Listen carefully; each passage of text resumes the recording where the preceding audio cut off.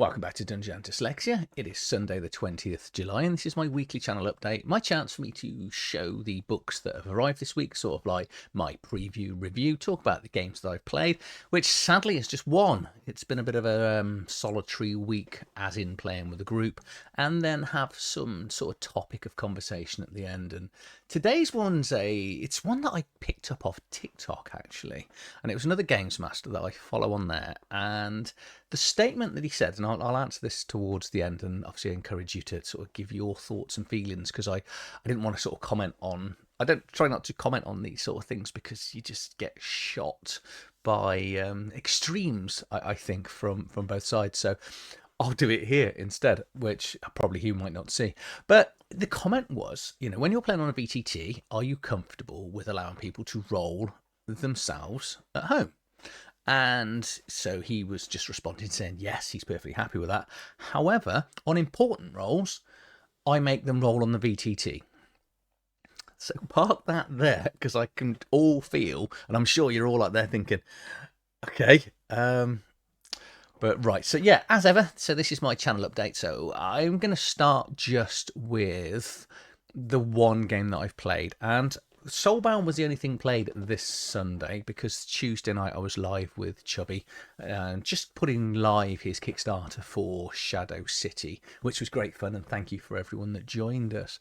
But it was actually really good.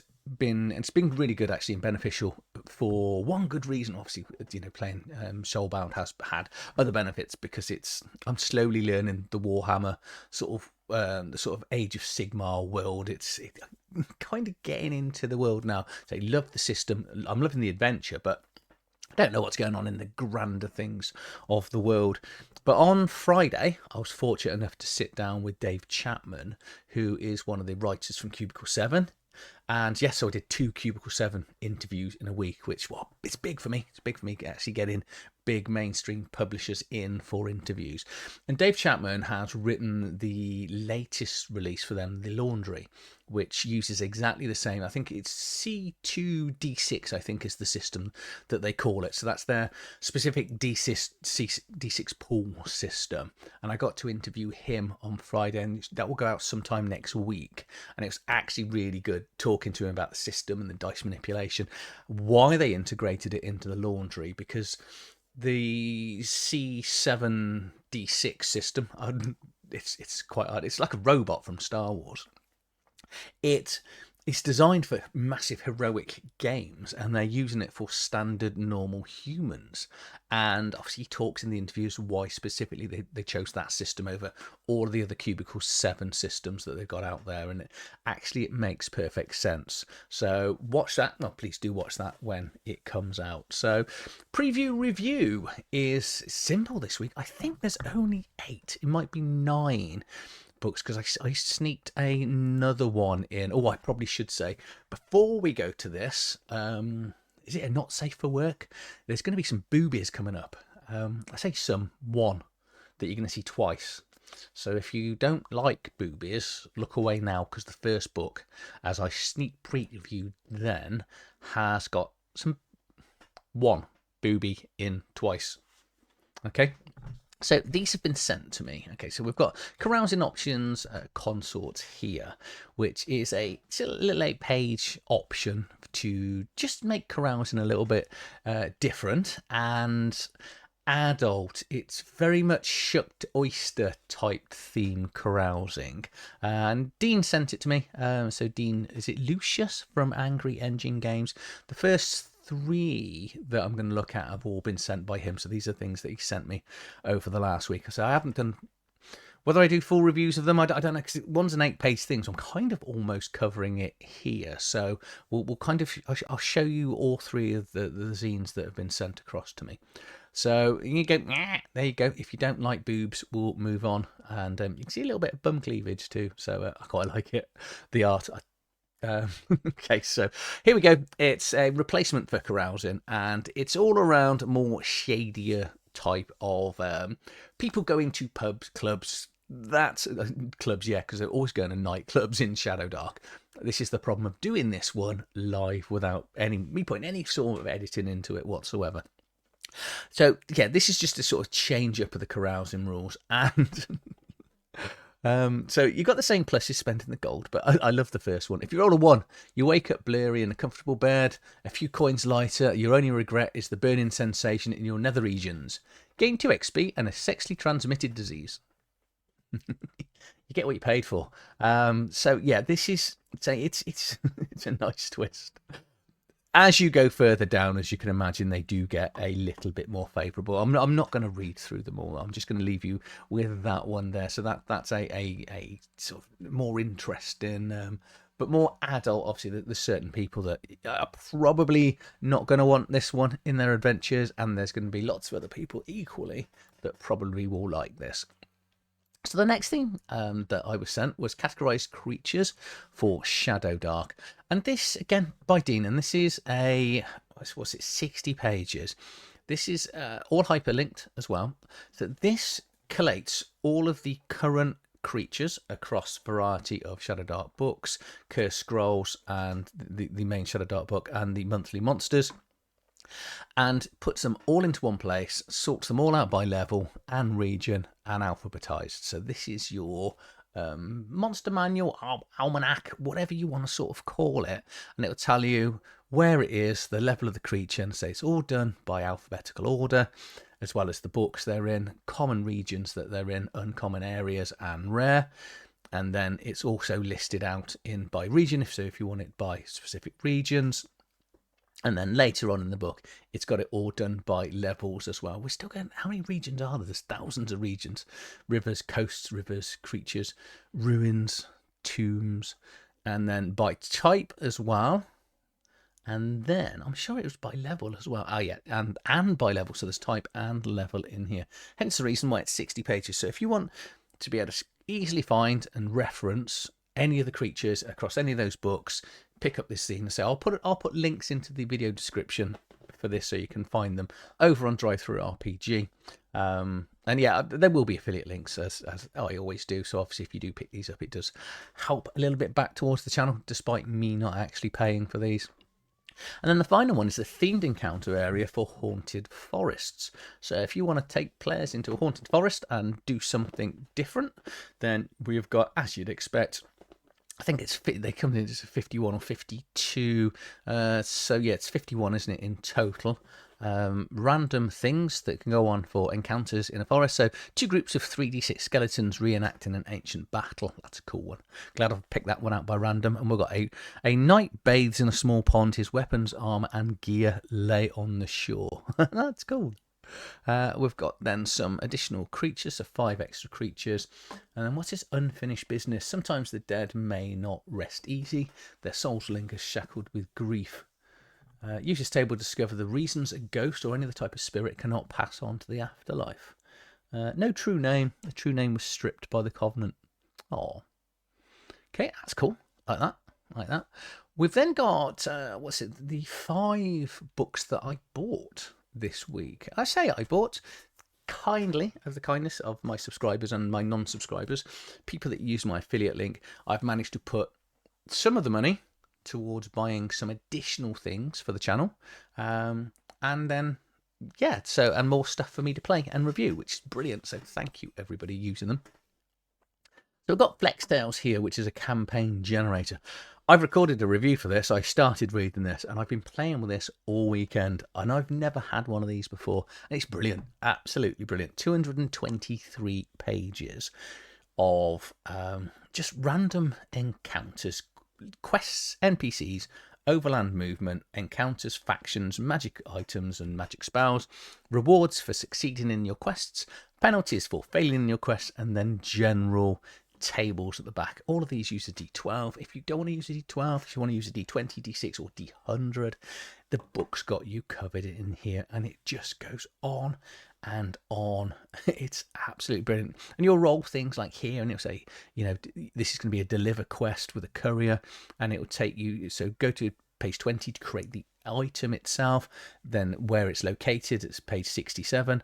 Oh, that one is hyperlinked, because not all of these, when I was doing my review, it's like, they're not all hyperlinks, and maybe it's coming at some stage. The settlement, say, it just breaks it down. It needs hyperlinking, but what this person's done is on their DriveThruRPG page. It basically says if you buy this on print on demand now, on PDF only, when the print on demand comes out, I'm going to let you buy that at the discounted price. We're going to discount off the price of the PDF. Genius. Absolute genius. So you can go and grab this now. So you've got it already. And if you want print on demand at a later date, you can just get it at the discounted price, take off the price that you've paid for the PDF.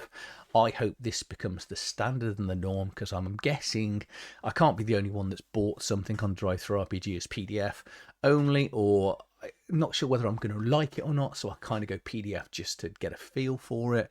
And then you go, this is amazing, and you want to go full print on demand, and then you've got to buy the PDF again, and it's not the greatest use of money. So yeah, I wish I'd had this years ago. It's great fun. You can just spend an evening, I spent a couple of evenings messing around with this, rolling NPCs and quests and pretending people have won, and rewards, and not the punishment, what does it call it? I've already forgotten. You're all shouting at my ear, I can hear you going, penalties. That's what it calls it for not doing it. But yeah, really interesting book. Then got the next four are related, because I'm one of those kind of all-in people. If I buy something, I'll try and get as much as I can. And Mythras is a game I'd never heard of, and I'm fully blaming the boys from Black Lodge Games, because they did a review of this. They're sending me, it's already in the post, Cults of Shack, I think it's pronounced, which is it was a Kickstarter they did, and it's for this Mythras game. So obviously I've then got to go and buy Mythras. I then noticed that there is Mythic Britain, which is based on the same rule set, and then I'll go through the other two in a minute.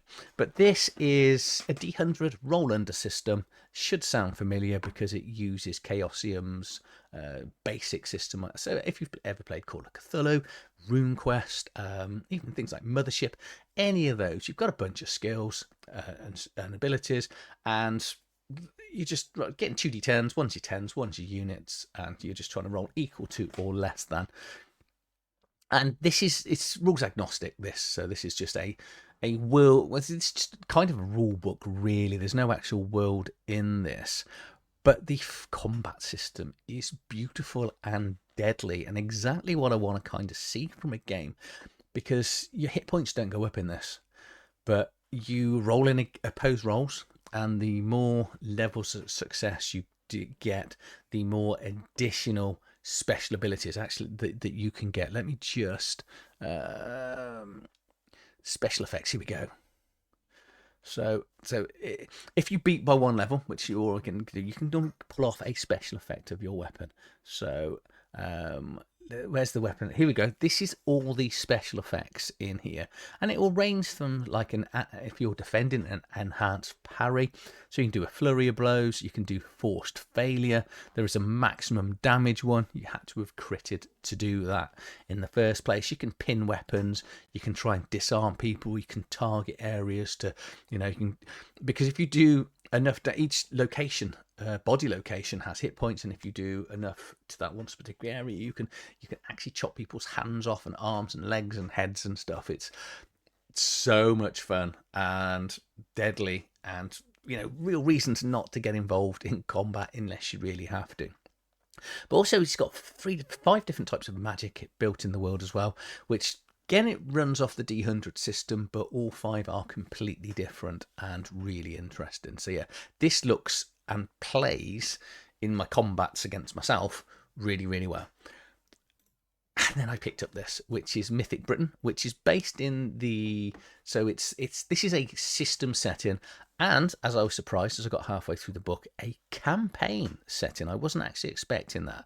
So here we've got, the first sort of 200 pages of this 364 page book details. So this is from sort of 300 to 400 AD here in Britain. And King Arthur's in here, Merlin, so it's that sort of mythological Britain. And I was really enjoying reading this and learning stuff and finding out about the gods and, you know, the Mythic Britain characters. And then we got into the campaign where you actually get to meet Merlin and King Arthur, and and I was like, oh, this is absolutely amazing. I'm so glad I picked this up. And then you start looking around, and then there was this has just landed on TTRPG, and this is Amorica. And I was like, does that mean it's America for Mythic Britain? No, it doesn't. This is actually, I was going to say the Isle of Gaul, or Gaul, which is basically it's France and modern Germany, things like that. It's that sort of area. So there's 3 different countries in here. So this is the latest release on TTRPG for the same world.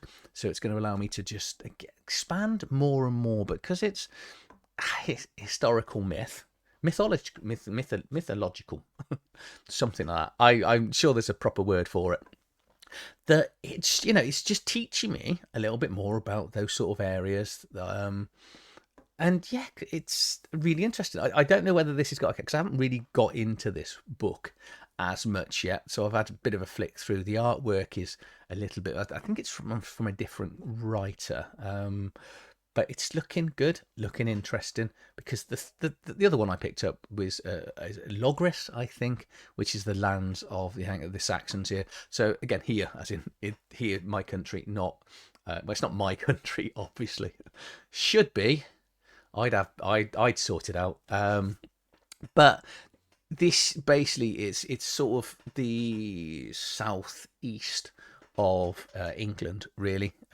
This is more of a sort of targeted area for Mythic Britain, which again has just got new spells, you know, new adventure ideas, new settlements, new buildings, some new careers and things. So more is always best when it comes to role playing. The more information you have, the more interesting you can make and write your adventures and games. And then the final one is I've just been sent this just as I was about to put the cameras on.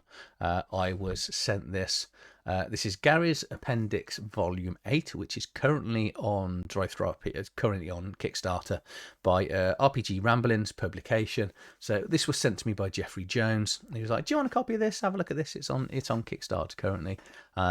Never want to say no, and I especially prefer if it's a complete book, because Jeff, what he tends to do is at the end of the Kickstarters, the PDFs tend to go out pretty much straight across here.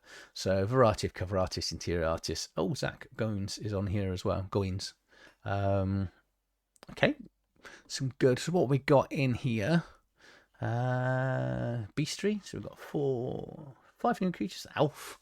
There's a monster, a ferret, a giant ferret. I got to look at this giant ferret. Doesn't look that big. How big is a giant ferret, do you think? I don't know. So obviously this is for old school essentials, which is quite easy to convert into other things. Gnome, a griffin, hawk. Getting 6 disease and treatment. I do like tables and stuff for people being ill. Okay, so that's some new rules here. Lycanthropy. Ooh, I do like lycanthropy in games. Oh, it's written by Zach as well. That's cool.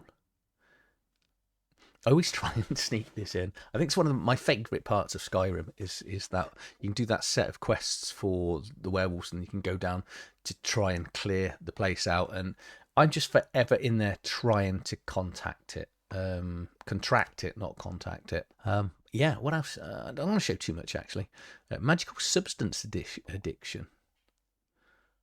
Okay, so what we've got, so it's 50 up. I'm not going to show any more of that, because obviously it is on Kickstarter, but I'll put a link to that in the video. So if you are in old school's essential stuff, so this is the 8th one that is out. Okay, so a couple of things this week. So obviously I'm going to go through the VTT situation, but I just kind of want to, I've kind of got to put this out there now, because I am saying quite a lot of things and encourage for sort of new companies send me things to look at, and I very much appreciate it, and I'm always happy to take anything.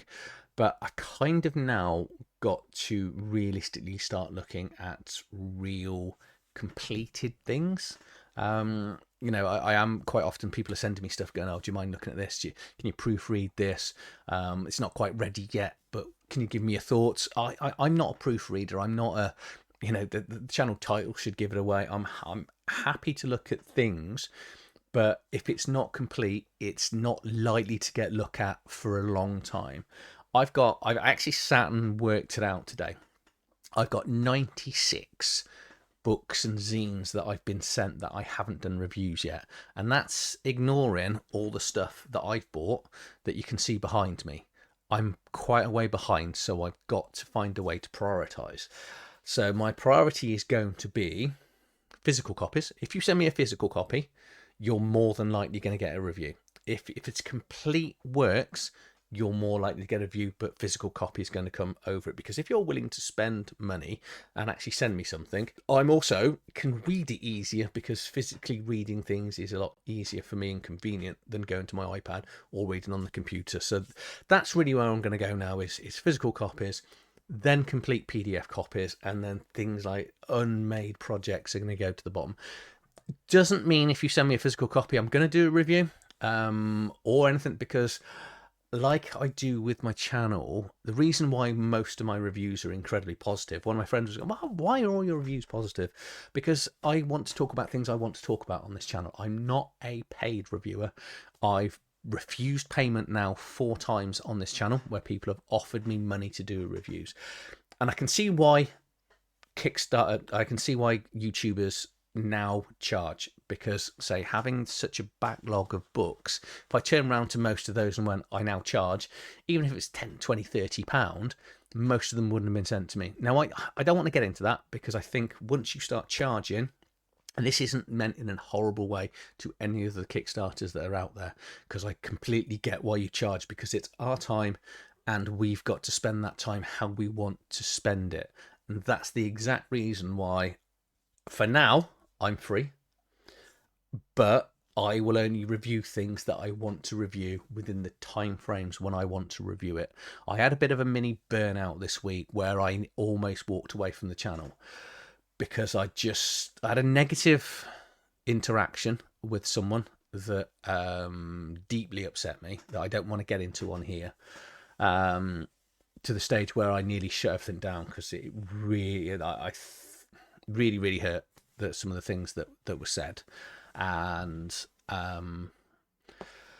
so what I think I'm going to do, I won't do this, because I still quite like recording every day and doing my releases every day. But there's definitely, I kind of think I should probably get down to only doing 3 to 4 videos a week, including the lives. All my reviews, well, my interviews now, I think I want to move them live. I like the interaction when other people are there. I loved speaking to the 2 guys from Cubicle 7 over the past week. But there's a little bit of me just thinks these could be a bit more interesting with questions from other people, and because I just think of my questions, and in the comments below people go, oh, I'd love to know this. So maybe I'm going to move them live. I have got a live interview with Alex from Black Oath Entertainment on Thursday. I had to write it down. It's the Thursday the 24th at 7 p.m. So that is my first live sort of test. I've done a few over the past sort of month.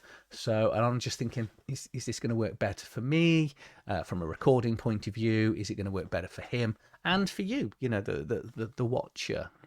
Viewer, the watcher sounds really sinister. Let's stick with viewers. So yeah, I think I might scroll back to sort of 4 videos a week as opposed to 7. I don't know. I like recording. I like sitting in front of the cameras and doing this, and probably I should. I've now got 14 videos that are reviews that are pre-recorded to go out at some stage. So if I go to 3 a week, I can technically take a whole month off of recording, and I don't have to do anything, don't have to touch the channel. So it's a nice place to be. We're into the summer holidays now. I've got a week away with the family in about a month from now, so you're not going to notice I'm away, because I've recorded enough stuff in advance. So I will still be here, but be somewhere else. Obviously the comments might be a little bit slower getting onto comments and talking to people on my Discord and stuff, so it might be obvious. Okay, so the conversation topic. So if you're running on a VTT and players want to roll for themselves, here's the games master was like, yep, absolutely fine if they want to roll. And this is off camera, mind. They can roll in front of themselves off camera, and he's perfectly fine until it's an important roll. And then he makes them roll on the VTT, which obviously brings up a few things, few questions I've got here is why allow the situation to happen in the first place if you can roll on the VTT? His argument was people have invested money into dice, so you should be allowed to roll your dice, your physical dice, if you want to. Yeah, maybe. Okay, so I have run games completely on VTTs and allowed people to roll in front of themselves because as a genuine sort of games master thing, I no longer, and I use the words carefully here, care if people cheat. Okay, because I've played in games where over a night, I'm going to pick 5th edition because it's easier, people have rolled 18, 19s, 20s throughout the whole of the night. Genuinely seen stuff like that on VTTs or physically. And I've seen the flip side where people have rolled consistently 1s, 2s and 3s. There seems to be a lot of that going on Roll20 at this moment in time. Roll20 does not seem to like to give big rolls. But it's like playing online poker. You see weird things. You can see everyone picking up aces and things and go, oh, it's obviously fixed. So these things are going to come up because when something's completely random, randomness on a D20 does mean that you could roll 15 20s in a row because each die is a brand new die. Okay, so I generally don't care if people are going to cheat because if they want to cheat, they're going to try and cheat. Obviously, it's harder to do it face to face, but I've been doing this long enough and I've seen people cheat. They roll the dice and they just pick it up. They go, yeah, it's a 17. No one else saw it, or it'll go on the floor and you're cheating yourself. And more importantly, you're kind of breaking the game. But I get why people cheat because they sometimes feel pressured that, you know, they get that little bit of the spotlights on them because as a game master, yes, I run the world and I control the world and everything else that goes on. They are their own game master. Every player, the most important player at the table is them. It's a general rule. They don't overly care what's going on. They care what's going on as a whole, but they want to succeed because they want to be good. But more importantly, they don't want to let anyone else down, which is why I think some people will cheat. Now, if they're going to cheat and they're going to succeed all night, that's absolutely fine because I say it happens. It happens. Don't get me wrong. I don't like cheating, but I know and I understand why people do it. What I don't get is as a games master where you'll go, yeah, that's fine. So you'll accept cheating for 90 to 95% of your 3 or 4 hour session. But when you want the players to potentially fail, you make them roll. Now that is basically saying, I don't trust you. I know you're cheating all the time, but it doesn't matter because only when it's really important to my game do I want you to have the chance to fuck up. And I find that incredibly insulting. Firstly, to tell the player that you know that he's cheating or they're cheating. But more importantly, I want this opportunity to ruin everything you're trying to do. And so everyone else can see it at the table as well.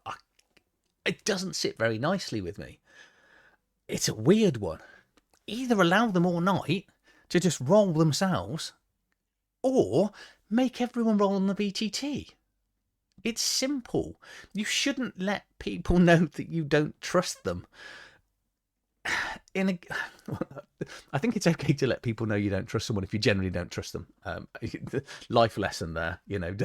If they don't trust you, you don't have to trust them, if you know what I mean.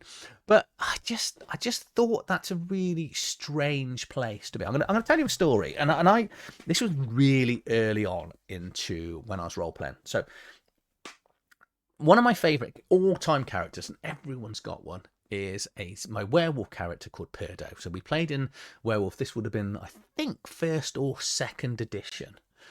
And I was quite inexperienced to roleplay at the time. I'd have been 16, 17, hadn't been doing it for very long. And we were playing the, what was it called? I think it's Milwaukee by Night game, and my character was he's a mad werewolf. So he was the interbred one, which the Metis, and his madness, his because they're interbred, and he had madness. So basically, every combat there was a chance he would just lose it and attack anybody, even if it meant people in the party. So we got towards the end of the adventure, and we've been playing for ages, and I absolutely loved my character. And we got to the big epic battle, and my character went, right, the werewolves and the vampires don't have to fight. You know, mano a mano, me versus you. And the games master agreed, and I said to the games master, I want you to roll your dice the other side of the games master screen so I can see what's going on, because I think you're going to cheat, which is, when I look back at it, it was an appalling thing to say to a games master. He's still one of my best mates. We were best mates at the time, and he's still one of my best mates now. But I was so worried and thought naively that games master's role is to beat the players. And it's not. A games master's role is to hope the players succeed in everything they do. And we got to this combat, and I had and he was incredibly good at combat. And I was rolling something like 12d10. And this vampire, unbeknownst to me, was incredibly powerful. And Matt got something like 17d10 out and put them in front of the screen. And I shit myself. I was like, here we go. I'm genuinely going to lose my favourite character here, because I thought he was going to cheat me. And as luck would have it, and I mean luck, not only did my character survive, but he absolutely slaughtered this werewolf, slaughtered the vampire, and the war ended. And at the end of the session, we were driving back, and Matt was like, you know you're a dick, don't you? And he went, I was like, what do you mean? He says, I'm not really into, cheating dice rolls, because Matt had been role playing a good 10 years before we sort of met. He was one of those that started like 7 or 8 and with first edition Dungeons and Dragons. And he went, because of the heroic nature of what my character had done, he did not want to kill my character at all. He was happy to push it close, but he really didn't want my character to die. But because I'd gone, I think you're cheating him, and called him out, which is what, and the dice were in front of the DM screen, he couldn't do anything, and it was down to the dice. And that was a very, very valuable lesson for me, because, and I say, games masters, and I say this all the time, when my players succeed, I cheer in my head. There's times I've actually got up and cheered when my players have succeeded and stuff. I try to keep it to myself, but I'm equally, if not more, excited than them when they pass at something.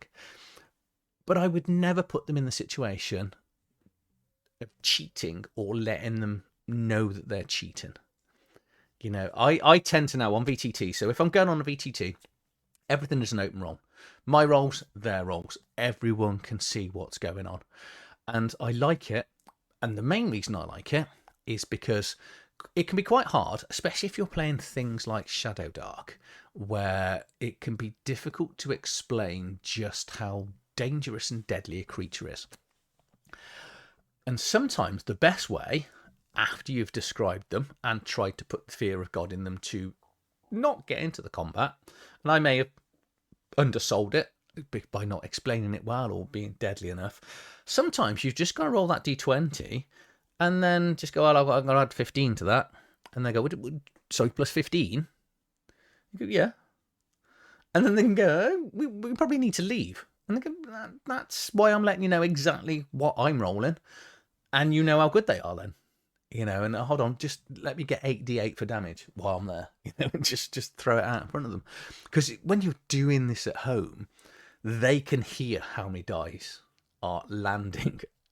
On a VTT, it's very difficult. But that's just my thought. Don't either allow them to just make it up all night, because you don't know. You generally do not know whether they're making it up. And you don't.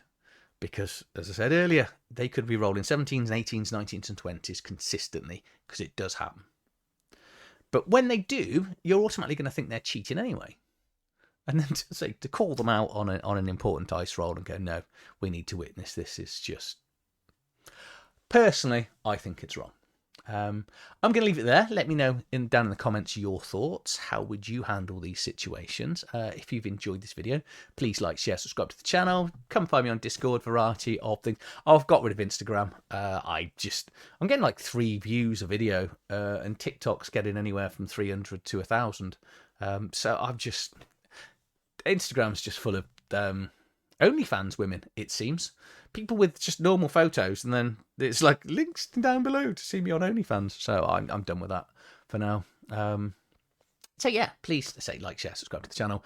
I'll see you on the next one. Tomorrow's video, if you're watching this, is going to be my review of that wonderful sort of table, say, of random generating stuff that's coming out. So yeah, the FlexTale campaign generator, which I took a massive shine to. So if you're still here, thank you for watching, and I'll see you soon.